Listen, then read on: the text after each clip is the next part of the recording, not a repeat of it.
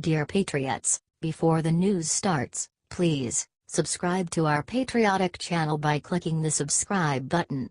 Give us a thumbs up to this video. Don't forget to leave your opinion below in the comments section. Share the news on Facebook and Twitter so you friends see it. Thank you. Home Depot's founder comes forward, reveals nasty thing Chuck and Nancy are doing to hurt USA's middle class.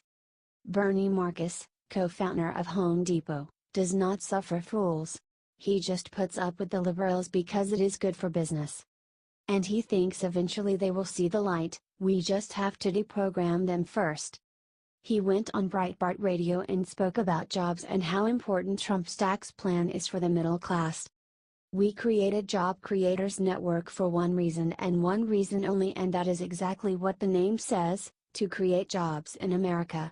More importantly, to make sure that small businesses, which really are the backbone of new jobs in America, about 75% of all new jobs in America are created by small businesses, and we wanted to make sure that this tax bill that comes through affects them because, after all, you are trying to create jobs, he said. Correct. Small business is the backbone of America and is often forgotten, especially by the Democrats. But they do so at their own peril because the Hispanic population, besides being Catholic and all about family, also starts small businesses in record numbers. If they are counting on the Hispanic vote to return them to power, they are going about it the wrong way. Believe that. The Hispanic vote is actually not spoken for, and the GOP's pro-family, pro-small business platform is a natural fit for them and could easily win them over to this side of the aisle. Marcus went on to say how tough it is dealing with the obstructionist Democrats and how dangerous their games are when it comes to taxes and the economy. Playing petty politics with something so important is bad for the country. How bad? Before he signed off, Marcus revealed the nasty thing Chuck and Nancy are doing to hurt the middle class, and we all should be furious. I don't understand Nancy Pelosi. I don't understand Schumer, he said. They don't want to see more people hired in America. It's incredible to me. Nancy Pelosi thinks this is going to cost jobs. My God, in my career I've created thousands of jobs. Nancy Pelosi has never created a single job in her life. Share if you agree.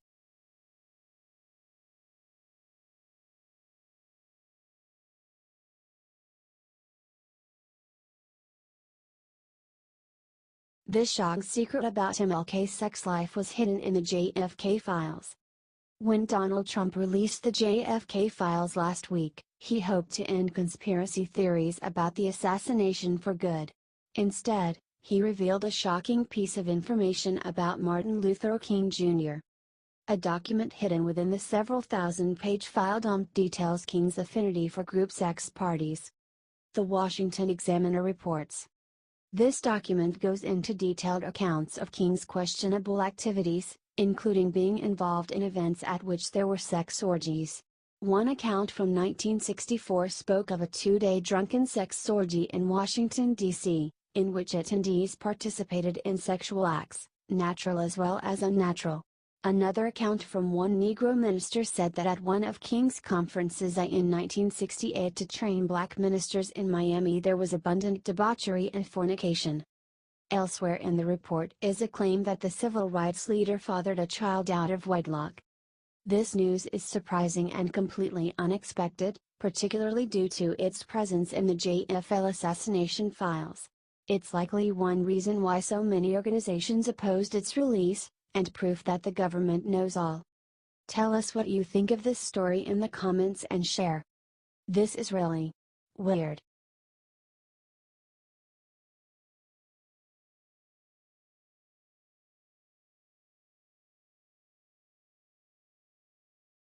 Here is the smoking gun that proves Hillary rigged the Democrat primary. We now have the smoking gun that proves Hillary Clinton rigged the Democrat primary against Bernie Sanders. A recently unveiled memo shows that the DNC colluded with the Clinton campaign in order to pay off the organization's massive debts. AOL reports. The August 26, 2015, Memorandum of Understanding from Clinton campaign manager Robbie Muck to DNC CEO Amy Dacey details the relationship between Clinton's campaign and the DNC long before she won her party's nomination. In exchange for Hillary for America's, HFA, helping the cash-strapped DNC raise money, the party committee agreed that HFA personnel will be consulted and have joint authority over strategic decisions over the staffing, budget, expenditures, and general election-related communications, data, technology, analytics, and research. The agreement resulted in the hiring of a communications director handpicked by the Clinton campaign. All candidates for staff positions were also selected by Clinton's people. Those people were able to call the shots from within the DNC, essentially blurring the line between the Clinton campaign and the supposedly neutral DNC. As we saw from leaked emails during the campaign, the Clintons were successful in controlling the party's decisions. They smeared Bernie and handed Hillary debate questions in advance. Comment Crooked Hillary and share. This story needs to be seen, but the mainstream media refuses to report on it.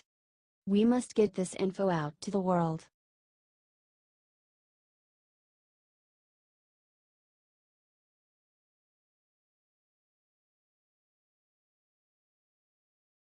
George Bush just broke. Look what insane thing he said about supporting Trump.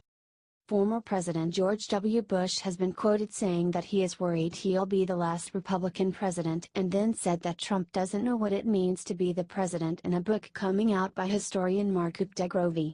The book is titled The Last Republicans. The book apparently even has "I don't like him." I don't know much about him, but I know he's a blowhard. And I'm not too excited about him being a leader. Now, that right there is disgusting.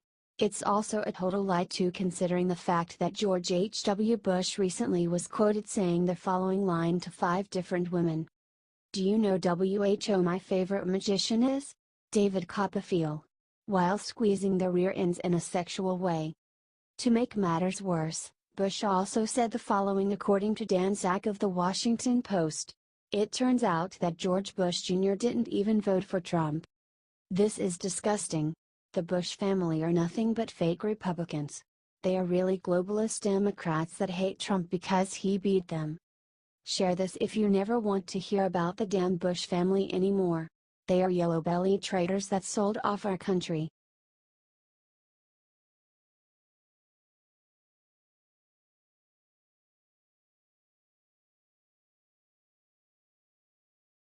President and Melania Trump visit Pearl Harbor, media stunned to silence by what happens next.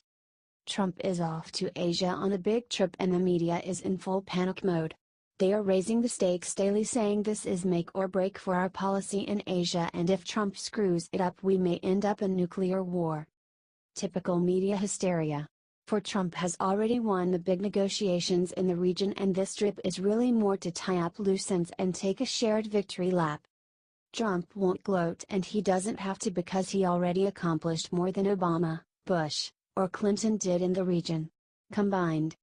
All our leaders have said they would get tough on China fair trade, and that they would solve North Korea, etc.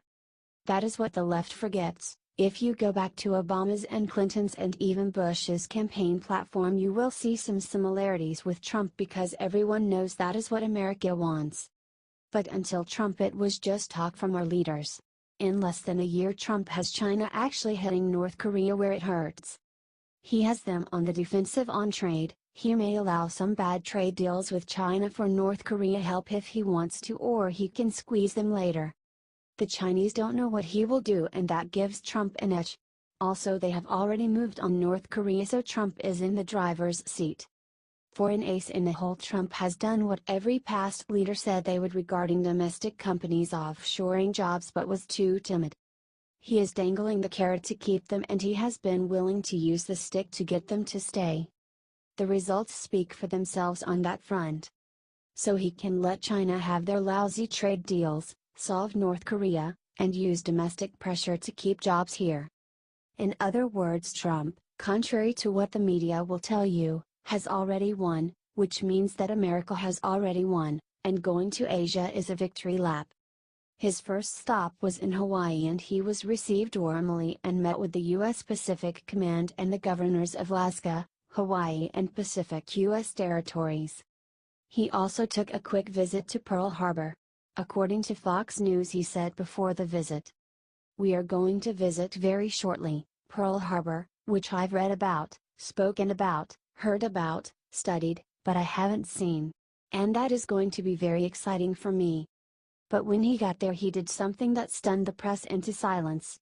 They were expecting Trump to do what all past presidents have done, make it a big spectacle and bore everyone with a tedious speech written by some intern. Not Trump. Instead, he did something unexpected and most respectful. He honored the memorial by staying silent. Not one word. Just respect. And a salute.